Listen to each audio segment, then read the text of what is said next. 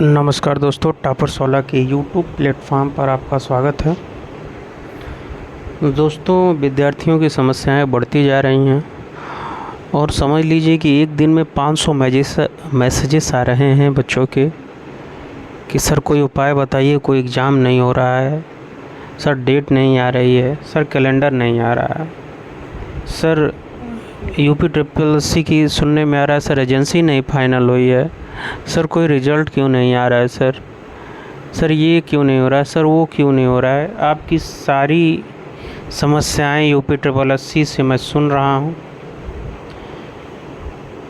जो कि अब इसका संपूर्ण समाधान UPSSC के ही पास है। दोस्तों, मैं केवल इसके संबंध में अनुमान और एक आंकड़ा, एक संभावना बता सकता हूं, ठीक है, क्योंकि इतनी लचर और ढीली कार्यप्रणाली UPSSC के ही शायद किसी भारत के आयोग की हो।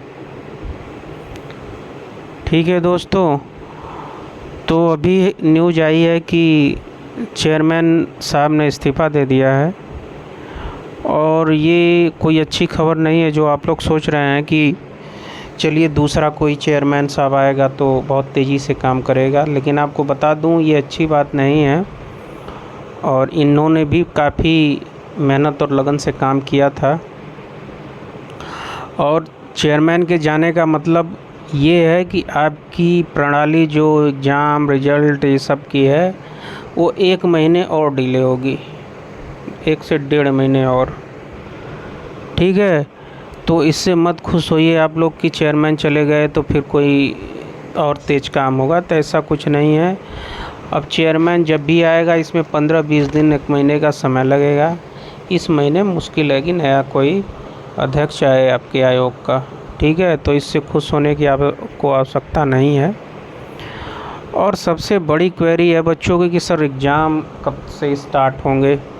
एक इंटरव्यू वायरल हुआ है कार्यवाहक अध्यक्ष साहब का कि ये कह रहे हैं कि ये इतना होगा, ये कह रहे हैं इतना। तो आपको बता दूं कि प्रक्रिया बहुत लंबी जाने वाली है दोस्तों, क्योंकि अभी अगले महीने अध्यक्ष आएंगे, फिर समझ लीजिए कि टेंडर निकाला जाएगा आपका। टेंडर की प्रक्रिया न्यूनतम इनको पूरा करने में 2 से 3 महीने लगेगा। आप लोग समझ लीजिए कि पीटी का आवेदन हर साल इस टाइम तक आ जाता था लेने के लिए जुलाई में, लेकिन इस बार वो भी नहीं आया है, क्योंकि वो चाहते थे आउट कर देते, लेकिन उनको पता है कि जब तक एग्ज़ाम होगा तब तक हम एजेंसी नहीं फाइनल कर पाएंगे, इसलिए सारी प्रक्रियाएं डिले हो रही हैं दोस्तों। ठीक है, तो जब तक एजेंसी नहीं फाइनल होगी तब तक कोई भविष्य नहीं बता सकता किसी भर्ती का कि कब होगा, कब कंप्लीट होगी। ठीक है, तो अभी ये दोस्तों काफ़ी लंबी प्रक्रिया चलने वाली हैं और जहाँ तक हमें ये लग रहा है कि इस साल मुश्किल से कोई पेपर हो पाए, क्योंकि 4 एजेंसियां, जैसा कि सरकार मुख्यमंत्री साहब ने पहले ही कहा था कि 3 से 4 एजेंसियां करी जाएं भर्तियों में पारदर्शिता लाने के लिए। तो ये मान के चलिए कि एक एजेंसी करने में न्यूनतम इनको 1 महीने लगेगा। अगर मान लीजिए खूब बहुत जल्दी ये करेंगे तब भी 3 महीने से कम नहीं लगने वाला दोस्तों कंप्लीट होने में 4 एजेंसियां। और अब जब भी एजेंसियों का कार्य शुरू होगा टेंडर वगैरह का, वो अगले महीने होगा दोस्तों। तो ये मान के चलिए आप कि अगर अगले महीने 10-15 तारीख तक टेंडर जारी किया जाता है तो ये टेंडर की प्रक्रिया ही कंप्लीट होने में आपका अक्टूबर आ जाएगा दोस्तों। ठीक है, तो ये काफ़ी लंबा जाता दिख रहा है दोस्तों, इसलिए हम कोई अनुमान नहीं लगा सकते कि कब तक पेपर हो सकता है। अगर आप दूसरी UPSSC के अलावा किसी दूसरी परीक्षाओं की SSC हो गई, यूपी पुलिस हो गई, इसकी तैयारी कर रहे हैं तो उसमें आप दुगनी गति से तैयारी करना स्टार्ट कर दीजिए, क्योंकि जब तक इसका पेपर हो पता ना उसका रिज़ल्ट आ जाए। ठीक है, तो मैं यही कहूँगा कि आप अन्य भर्ती परीक्षाओं की तैयारी करते रहिए, क्योंकि BPO के विद्यार्थी काफ़ी परेशान है, सर पेपर कब तक होगा पेपर। अब हम क्या बताएं दोस्तों, आयोग की कार्यप्रणाली के अनुसार तो हमें कोई संभावना नहीं दिख रही है दिसंबर से पहले।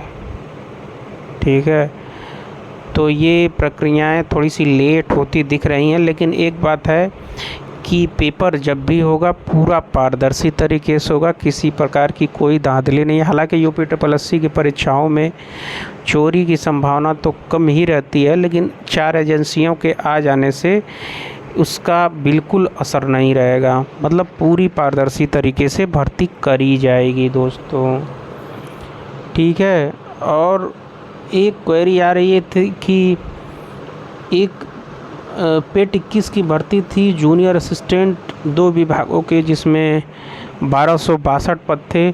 उसकी टाइपिंग का इंतज़ार कर रहे विद्यार्थियों के मैसेज आ रहे हैं कि सर इसकी टाइपिंग तो हो सकती है, लेकिन तो आपको बता दूं कि इसकी टाइपिंग में भी अभी समय लगेगा। सितंबर से पहले मुश्किल है, अगस्त लास्ट सितंबर में हो सकती है कि शुरू कराए इसकी टाइपिंग। और हालांकि आप लोगों के लिए जितना लेट होगा दोस्तों उतना आराम रहेगा आप लोगों के लिए, क्योंकि लेखपाल के रिज़ल्ट के क्लियर होने से 1262 के विद्यार्थी 1262 में लेखपाल वाले विद्यार्थी अब नहीं आएंगे, जिससे मेरिट में अपने आप 2 से 3 नंबर कम देखने को मिलेगी। इसी बीच में अगर वीडियो का रिज़ल्ट फाइनल हो जाता है तो मान के चलिए कि मेरिट नाम मात्र की बढ़ेगी। जो टाइपिंग क्लियर करेगा उसका सिलेक्शन हो जाएगा दोस्तों, ठीक है।